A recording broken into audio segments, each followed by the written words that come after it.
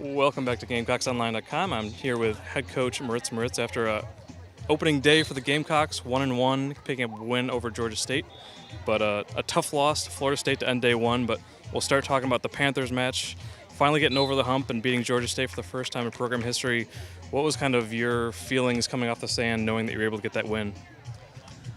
That's a good momentum builder for the season, and we always know what quality Georgia State brings. They're a very well-coached team, and they're a very assertive, aggressive team. And so being able to step out this morning and kind of get the season rolling on that note was a big step in the right direction. And so we're proud of that moment to actually create that for ourselves. And you as a staff and the team in general had a bit of adversity to face in between matches. Lydia Dimke going down with injury. How do you feel the team kind of rallied back after some bad news and were able to come out and really fight hard against Florida State?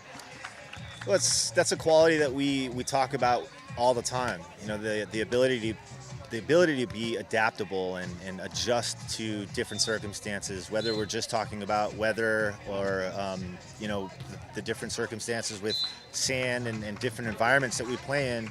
You know, it's just one of those things, one of those challenges that you have to be able to step up to. And we're very fortunate this year where we have a little bit more depth and we're able to get some other kids in for experience. And you know, the drop off is not as great maybe as it was in the past. So yeah, there's still definitely some learning that needs to happen, and experience that we need to gain. But with time, we're just going to continue to get better at that.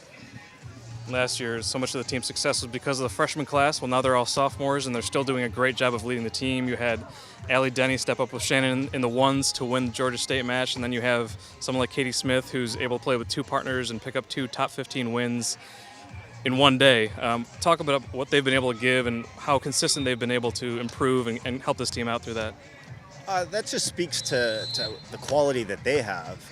I mean, they work their tails off all the time, and they're great volleyball players, but I think the work ethic and the commitment that they have to getting the job done and executing at a high level, and really a lot of personal pride in being a great complement to whoever they play with is a huge factor for them in how successful they have been, and really, you know, something to look forward to for the rest of this year and the next coming years.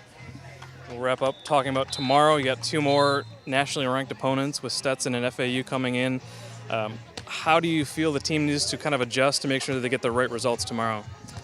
You know, it's just a refocus moment for us. You know, we knew that going into the FSU match that we were going to be tested, and that's what we want. We want to measure ourselves against the best in the country, and we know that tomorrow against Stetson and FAU we're going to get a similar fight. And so, you know, figuring out what kind of team we are, figuring out what our ability is to respond to those challenges is a huge stepping stone, and one that we actually need to take to be able to move forward and be able to create the season that we want to.